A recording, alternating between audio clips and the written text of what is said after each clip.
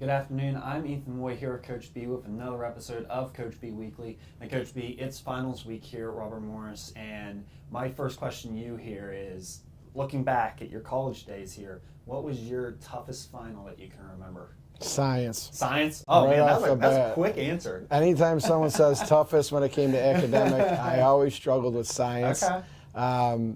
It's not that I didn't like science. Yeah. It wasn't like I didn't like it. It was just the hardest subject in every area. Yeah. And there was like biology, chemistry, all that, physics. Any of that was just really difficult for me. Right. So if I were to do well in the class, I had to study like 5 times the amount I would for like math or history or government or any other type of class I was taking, an elective or a core course. It just Science was tough. Gotcha. It was a lot of work, and I'd have to reread chapters. I'd have to look up words left and right, and it was just that course. Was there like one particular area of science that frustrated you more than most? Even though I had a lot of interest in it, biology I did struggle with it a lot because you had your bio 1 and 2, and you continued on. And there was a lot to do with it. So, that was my toughest because it came up a bunch of times. And, it was one of those situations where, it was there and you had to do it, and I had an interest for it. So it wasn't like I wasn't, interested. Yeah. Like, it could be one thing if it was difficult and you had absolutely no interest in it, but the fact that you had interest, probably helped in some regards studying, but... Well, helped me be able to read it 5 times. That's right. I mean, I had to go through it over and over, so if I wasn't interested, those moments would be really tough. But like I said, there was times where I read over the chapter 5 times. And I had to push myself for some courses that I didn't have a ton of interest in, but it wasn't that. It was just something that was there with that. I was just... But I'm glad I did it, and I'm glad I was able to, push myself in those moments and get the best grade I could, because it helps me a lot with things, just in everyday life. Knowing biology and knowing chemistry and all that does come into play when you think, well, how do you use it? You'll use these things in some way. That's right, you will. You'll have that moment where you'll be like, I remember this in school. I should be able to figure this out. So. All right, so biology. Biology, science, biology, chemistry, all that. All right. Going to Friday night's game this past Friday night. Kent State lost 54-46. In that game, defense seemed like it played well. You held Kent State under 30% shooting, but offense, the pace seemed like it was kind of off all game. Wouldn't you agree?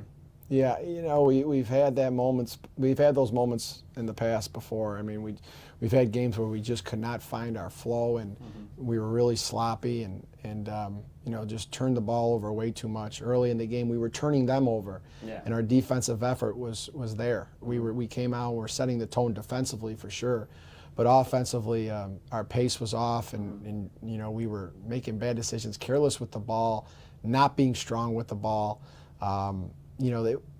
Kent State's the type of team that, they'll get physical with you. Yeah. They have some quicker guards.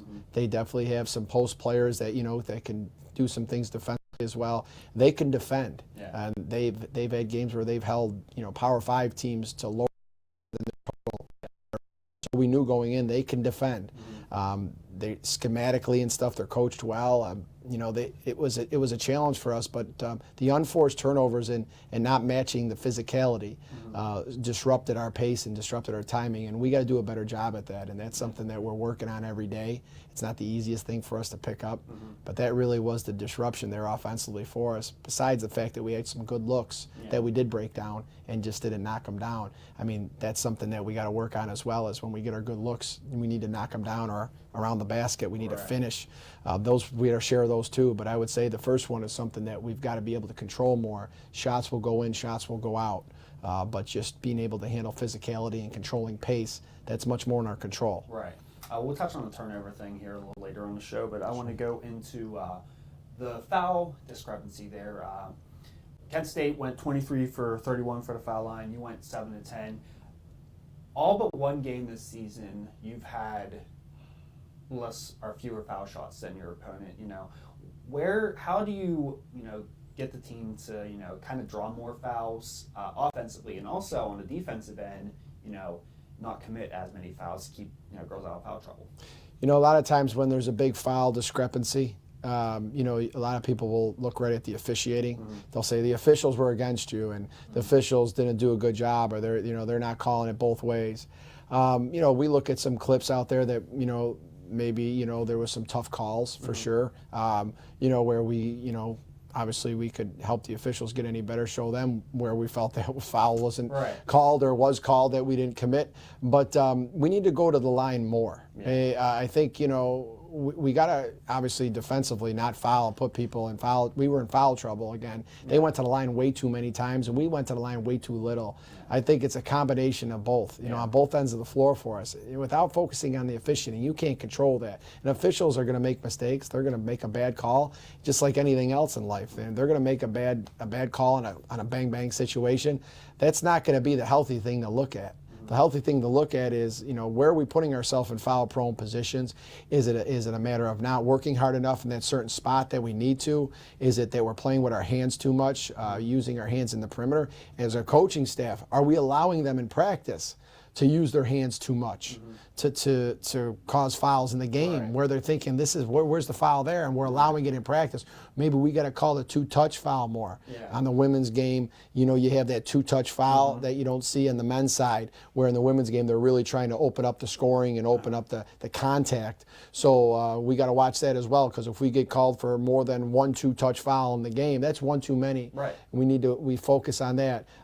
On the offensive side of things, we need to take it to the basket harder with our head up. We had a couple moments. You remember the drive Bella had where she went to and she got fouled? We need more of those.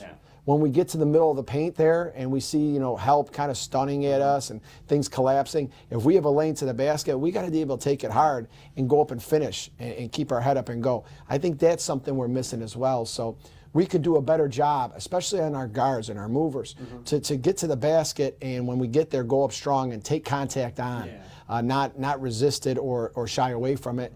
And with our bigs, you know, just continuing to go up and to go up strong and not worry about the foul call and just going up and looking to finish, not shying away again for contact when body contact is there, going up stronger. I think we'll get more calls that way, you know, with the free throw line, and I think things will even out more. But it's a constant battle every day. And we as coaches have to look at it in practice, and that's on us, that we have to look at it in practice to make sure that we're stopping play, or we're communicating to them when a foul was committed or when we could have drawn a foul. I'm going to say, with those drives there, would something in terms of like the girls coming in, you know, hard drive, a jump stop, and then like maybe a fake, you know, try to get the girl up in the air, draw contact that way.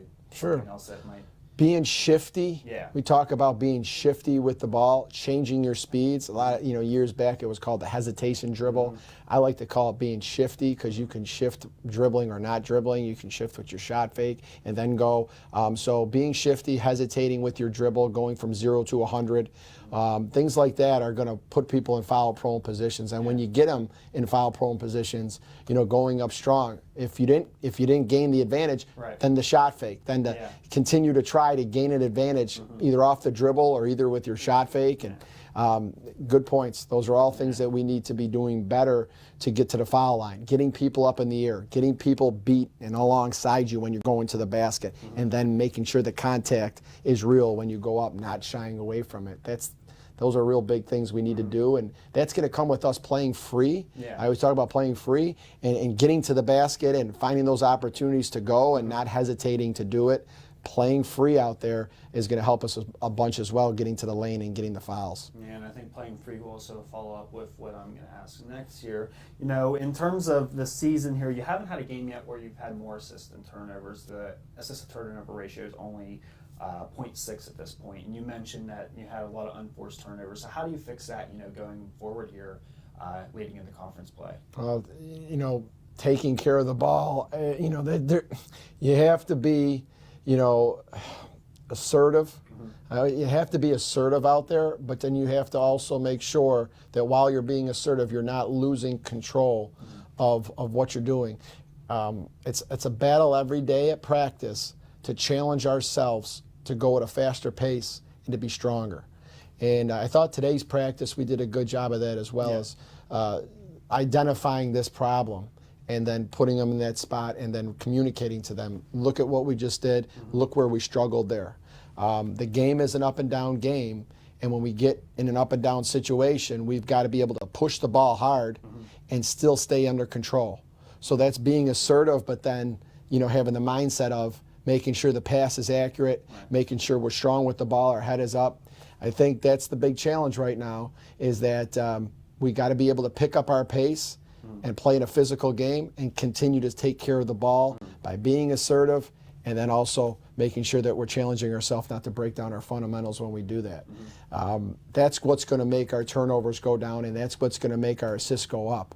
A lot of times our turnovers have come when we dribbled into a tight area, or we're trying to get the ball out faster than we're used to.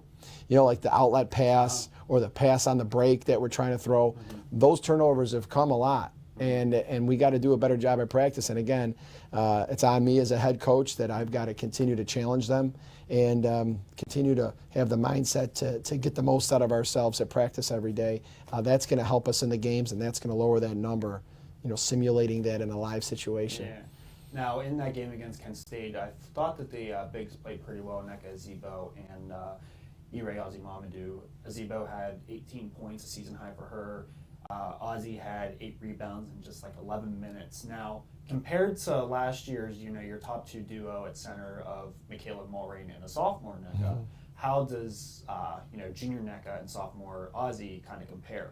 Yeah, that's a great question, because that's something that we're focusing on as far as, we reflect on last year and when we had this stability and we had the consistent effort.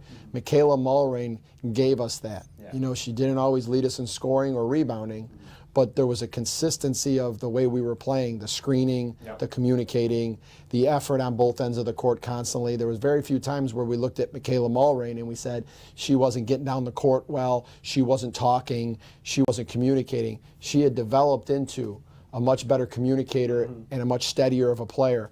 And that helped us a lot. Now we're looking for that with Nneka. As Nneka's a year older now as a junior, we're looking for that stability and that consistency.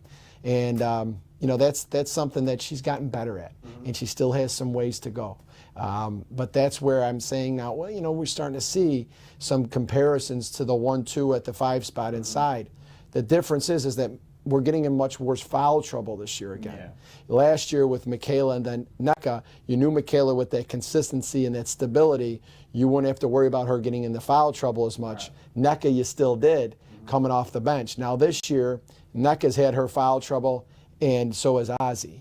And now we need that stability in there as far as staying out of foul trouble, so that way we can make sure that the roles are being healthy. Nneka last couple games has done better with that, but earlier in the year, foul trouble. And that was a problem with her as a freshman. I think she fouled out like 6 or 7 games. Absolutely. Yeah. Don't forget Megan Smith had that trouble, and she developed into. So it's part of the development process. I never like to say the process. I'm more it's about development. To me, that word is more important, because process is such a overused word that coaches are constantly trust the process, own the process, know the process. There's a process there, but in this, what they need to continue to focus in on as the student athletes is development. Yeah.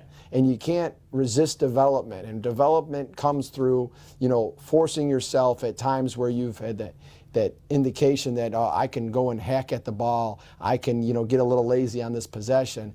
That you tell yourself in that moment, I can be better in this moment. I can continue to push myself not to get lazy or to get frustrated.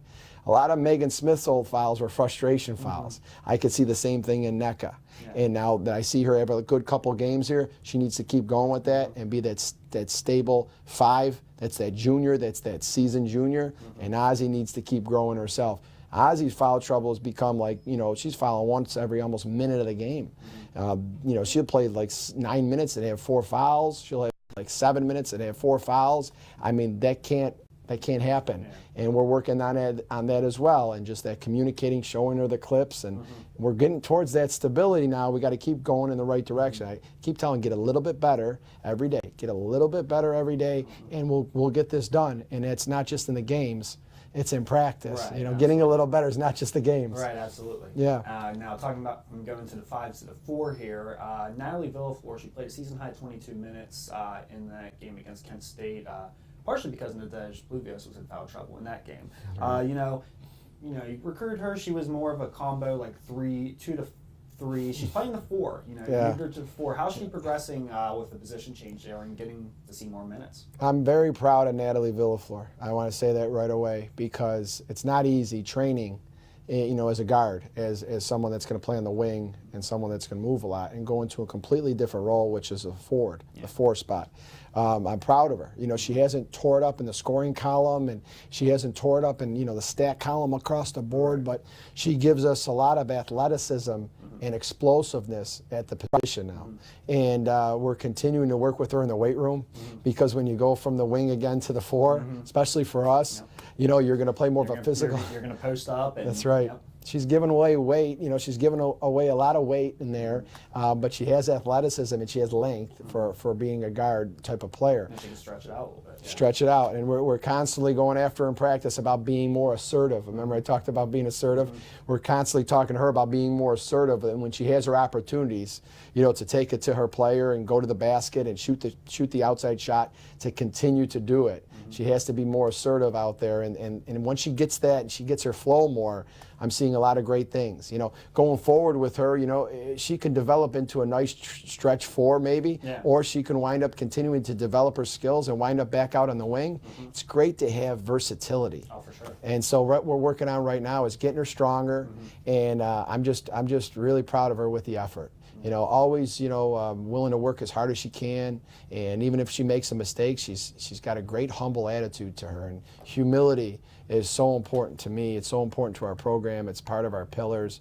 When I see someone that's humble and willing to do anything the team asks them, there was no missing of a beat with her, and that means everything to me. Hey coach, whatever the team needs of me, I'm willing to do. And when you have that attitude, you're going to go a long way with Coach B. If you don't have that attitude, you're going to struggle. Right. I got a question here from Matt. He asks, with it being finals week, how do things change in regards to preparation for a game here? That's a great question. They got a lot on their mind right now. So, studying and going through the, study groups and reviewing and going over their notes. And there's a ton of things on their mind that are very important. And it's a challenge. You can't change where practice now, you lose focus, or because you got other things going on like finals that you're working hard for and you're challenging yourself for that test. You still have to come to practice and be 100%. You have to be able to say, hey, that's for after practice. Once practice is over, I run to the locker room. Okay, I got to get back to what I got to do when it comes to academics. So the challenge is there, and we have to make sure that we address it early and talk about, making sure they're staying focused when they get in and have that passionate attitude. As far as the practice, culture goes, it doesn't change much. Obviously we don't have a game at all throughout this stretch of days. So the way you practice, I love it. I love the opportunity to work on us more. I'm a big, us guy. So, when we get into our scouts and the things that the other teams do, we go through that 100%. But when you have these days that, hey, I can get a hold of, just focusing on us, things that I see we need to do better no matter who we're playing, I love those practices. So the last 2 days for me has been awesome. I've just loved, just continuing to build culture and to build on the things that we need to do better. And so it gives us an opportunity actually to go up a little bit in the areas that we're lacking when we get into game-driven stuff where we got the next team, the next game. You only get so much time to work on us. And we get more of a chance to do that now. So it's a great opportunity. I'm always looking at the positive, and there's a great opportunity to really focus on us and not overwhelm us with memorizing a scouting report and knowing the other team so well. All right, and lastly here, you got that game against Pitt Johnstown on Saturday. You have a game on Tuesday morning against Delaware State. I know Pitt Johnstown right now is the focus in terms of on the court here. A different opponent compared to what you've been playing recently. Division II gave St. Francis, PA a pretty good game in an exhibition earlier this season. So, what's the mindset going into this contest? Because, you look, I think I remember talking about it last year with Clarion. You see Division II by their name. So, how do you not let the team drop off and be like, oh, well, it's going to be a cakewalk when it's not going to be? Well, as well as you obviously know me now, and maybe the viewers that watch our show, I'm not a fear type of person. Right. I'm faith over fear.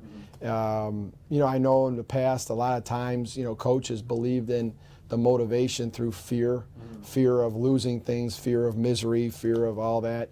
Obviously, when you play a Division II opponent, people right away think the fear of what if you lose.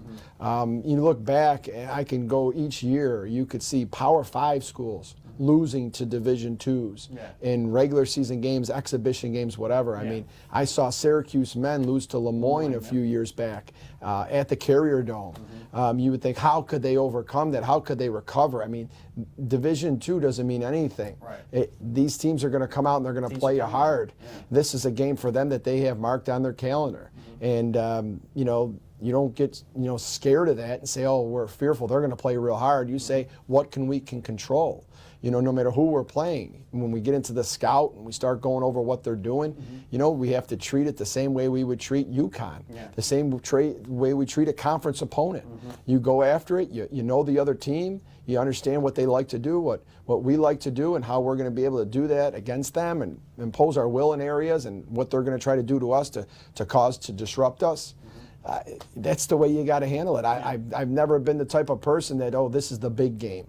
This is a game that's an easy game. Right. There's no easy game. Yeah, there's no easy game. You make it to what you make it by your work ethic. If you're more prepared and you have that killer instinct out there, where if you're playing a game, you go out there and you're out there and you're focused and you're hungry and you're the loose ball, you're a savage for it. You want the ball every time. No matter who you're playing, you can't say I got to go a little bit harder because I'm playing this opponent. We're human. Obviously, when you have a tall task and a team's going to challenge you all the way, that's easy to get up for that game. But with us, I don't challenge us to do those things. I challenge us to give a steady performance no matter who we're playing. If we failed at that, we work on it. And it doesn't matter who we're playing, we better be ready to go. And, the big thing about it is now is we're 1-7. Yeah. We're 1-7, and we've played a nice schedule. There's no question about it. But I don't lean on that. Right. I know we play a tough schedule, but I don't lean on that. The fact that we were down 4 to Iowa late in the third quarter, that was some great moments, but we fell down in the fourth, and we lost our wind and we lost our energy down the stretch, and I'm looking at that. You could play the top player in the country, the top team in the country. How you come back and respond from those moments, how you respond from a tough loss at Bowling Green where we had that game won, and we did not close it out. We've had to respond from those things. Kent State was our last opponent, and they did some things to disrupt us that we're talking about today. How do we go forward now and correct it? Because Pitt Johnstown's going to come in, they're going to try to disrupt us. Staying together, staying unified, unity is one of our pillars. That's going to be a big part of this going into this Pitt Johnstown game. A house divided cannot stand. Right. And that's our focus every day when we come into practice, is not saying we're unified, but doing unified things. Right. That's going to be so important for this game coming up again, is that we're out there together as one, and no matter if everything's going our way early or the ball's hitting us in the head and the ball's bouncing all over the place away from us, staying mentally tough and going after it, that's what's going to be the big recipe here to come back and to play well. And that's always what we're looking for no matter who we play. So, that's merely my long-winded answer to Pitt Johnstown and coming up. I have a lot of passion in my heart for these kind of moments. We would love to be 8-0 right now. We would love to be on this show, and I'm sure our viewers would be going up more if we were, obviously right now with a great record. But I'm not just win baby type of guy. I'm really more about how we're developing as players, as people, how we're handling things in the classroom, and just continuing to work at it and get the most out of ourselves. That's what I care about, and no matter what, that's always going to be my focus, no matter what.